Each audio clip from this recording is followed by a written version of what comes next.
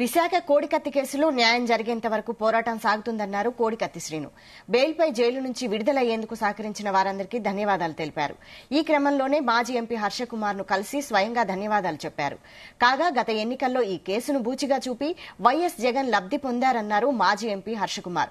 మరోవైపు సీఎం జగన్ కోర్టుకు వచ్చి సాక్ష్యం చెప్పేంత వరకు న్యాయ పోరాటం చేస్తామని, ఎన్నికల లోపే కోర్టుకు వచ్చేలా చూస్తామని చెప్పారు కేసును వాదిస్తున్న న్యాయవాది సలీం. చంపాలన్న ఒక క్రిమినల్ ఇంటిమిడేషన్తో అతను చేసింది కాదు. That is clear. అది నేను పూర్తిగా నమ్మాను. అంతేకాకుండా అతను జైల్లో డిగ్రీ కంప్లీట్ చేసుకున్నాడు. అందరూ ఖైదీల్లాగా ఉండేవారు కాదు. ఈయనకి సెపరేట్ ఎంటిటీ ఉండేది జైల్లో. ఐ మీన్ దాన్ని ఏమంటారంటే సెపరేటెడ్ ఎన్క్లోజర్ కింద ఉండేది, క్వారంటైన్ అని ఉండేది. దాంట్లో వాళ్ళని బయటకు రానివారు, బయట వాళ్ళని లోనకు రానివారు. బట్ నేను మాట్లాడి వస్తూ ఉండేవాడిని రోజు. తను కూడా బయటకు ఎప్పుడన్నా వచ్చి మాట్లాడి నాకు అన్ని విషయాలు నాతో షేర్ చేసుకున్నాడు. అప్పటి నుంచి నాకు తెలుసు కాబట్టి నేను పూర్తిగా శ్రీనివాసుని నమ్మాను. శ్రీనివాసుని జైల్లో కలిసినంత వరకు వేరే అభిప్రాయం, కలిసిన తర్వాత నా అభిప్రాయం అతనితో మాట్లాడిన తర్వాత పూర్తిగా మారింది. అప్పటి నుంచి కూడా నేను శ్రీనివాస్ కుటుంబానికి కానీ శ్రీనివాస్కి కానీ హెల్ప్గా ఉన్నాను.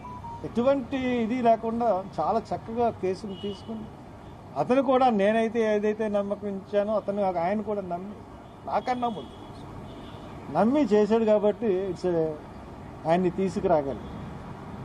ఎందుకంటే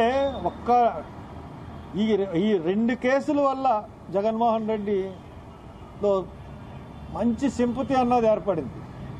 ఒకటి బాబాయి కత్తి కేసు, బాబాయి హత్య కేసు. ఎస్ 100%. దానికి స్పెషల్ లా ఉంది. 228 ఐపీసీ కింద జగన్మోహన్ రెడ్డి మీద కేసు పెడతాను. జగన్మోహన్ రెడ్డి కోర్టుకి రాను అని అంటే 228 ఐపీసీ కింద, అది కూడా ఈ ఆంధ్రప్రదేశ్లో అమెండ్మెంట్ ఉంది. ఎవరైనా కోర్టుకి రాను అని ధిక్కరణ చేశాడు, కిందపరిచి మాట్లాడాడు, నేను కోర్టు రానంటే దాని మీద కూడా జగన్మోహన్ రెడ్డి మీద కేసు పెడతాం. అది 6 month కాగ్నిజబుల్ అఫెన్స్ ఉంది. అది జగన్మోహన్ రెడ్డి నాట్ అబౌట్ అలా. దాని కింద జగన్మోహన్ రెడ్డి మీద కేసు పెడతాం. జగన్మోహన్ రెడ్డి రాకుంటే ఎవిడెన్స్ క్లోజ్ అయిపోతుంది, కేసు డిస్మిస్ అయిపోతుంది. కానీ జగన్మోహన్ రెడ్డి రాను అని పిటిషన్ ఇస్తారు కదా 284 సిఆర్పిసి మీద, దాని మీద మనము జగన్మోహన్ రెడ్డి మీద కేసు వేస్తాం. ఆ కేసు క్లోజ్ అయితే కూడా జగన్మోహన్ మీద కేసు వేస్తాం. జగన్మోహన్ రెడ్డి నాట్ అబౌట్ అలా. ఆయన చాలా హింసించారు. ఒక అమాయకుడు, ఒక దళిత ఫ్యామిలీ, పనికి ఆహార పథకం మీద బతికే ఫ్యామిలీకి ఆయన వాంటెడ్లీ ఉపాధి హామీ అలా పనిచేసే ఫ్యామిలీకి ఆయన వాంటెడ్లీ ఇది చేశాడు. ఆయన దయాధర్మం మీరు అర్థం చేసుకోండి. 475 crores పెట్టి అంబేద్కర్ విగ్రహాన్ని ఆయన ఇనాగ్రేషన్ చేశారు. కానీ అదే అంబేద్కర్ వారసుడు నిరాహార దీక్ష చేశారు అదే దినం. అయితే ఆయన ఎంత హార్ట్లెస్ గా బిహేవ్ చేశారో మీరే అర్థం చేసుకోండి. ఒక